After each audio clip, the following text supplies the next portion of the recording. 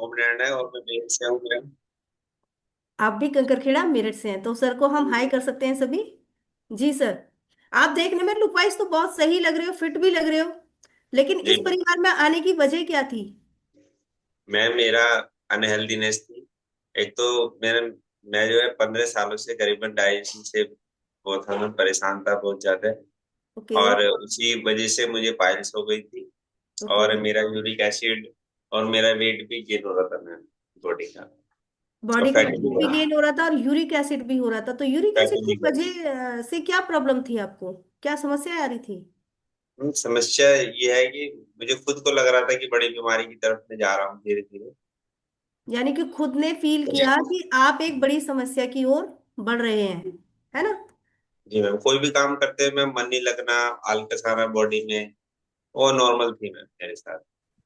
और ये कितने समय से थी?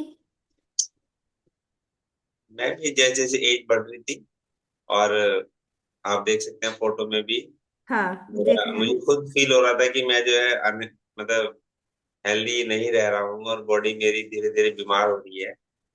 और यही था मैम। और आपने वेट कितना लॉस किया सर? मैं वेट मैंने 10 kg 10 kg। वेट लॉस किया और है। अभी आपने एक बात बताई थी कि आपको यूरिक एसिड की प्रॉब्लम थी, पाइल्स की प्रॉब्लम थी। तो कभी जी आपने विचार किया कि यूरिक एसिड आपके बॉडी में क्यों क्रिएट हो रहा है? इसके पीछे क्या कारण है? क्या ये बॉडी में होना चाहिए या नहीं होना चाहिए? और होना चाहिए तो किस रेंज तक होना चाहिए, नहीं होना चाहिए तो किस रेंज तक नहीं होना चाहिए? मैम, इसकी मैक्सिमम 7 रेंज होती है मैम, 4 to 7। हम्म। और मेरा जो है मैम बिल्कुल टॉप पे रहता था। टॉप पर रहता था। क्योंकि यूरिक एसिड देखो, कोई भी डिसीज हमारी बॉडी में क्रिएट हो रही है ना, डिसीज जिसे हम आज के रूप दौर में कहते हैं बीमारियां, परेशानियां, वो कोई समस्या ही नहीं है, वो हमारी लाइफ स्टाइल डिसीज है। हर चीज हमारी बॉडी में होती है, शुगर भी होती है, कोलेस्ट्रॉल भी होता है, यूरिक एसिड भी होती है। जब ये आउट ऑफ रेंज हो जाती है तब समस्याएं क्रिएट होती हैं, है ना? आउट ऑफ रेंज होने की वजह से सर को पाइल्स हुई, वजन बढ़ा, डाइजेशन खराब हुआ, और वेट के साथ साथ समस्याएं। एनर्जी कैसी रहती थी सर उस समय आपकी? मैम उस समय तो ऐसा लगता था कि मैं समय से पहले ही हम लोग बुजुर्ग हो रहे हैं मैम। बुजुर्ग हो रहे, और किस एज में लग रहा था आपको?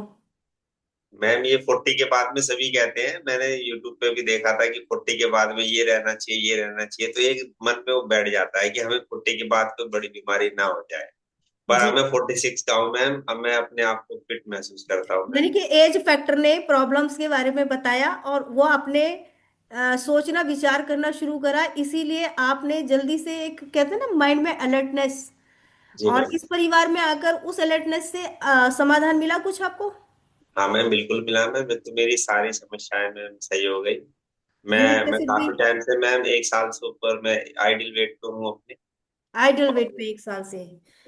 चलिए, बहुत अच्छी बात है। ओम नारायण सर के लिए हम सभी क्लैपिंग कर सकते हैं, उनके अच्छे से रिजल्ट के लिए। और थैंक यूरिक यू। एसिड होता क्या है, ये पहली चीजें हम लोग जानेंगे समझेंगे, क्योंकि यूरिक एसिड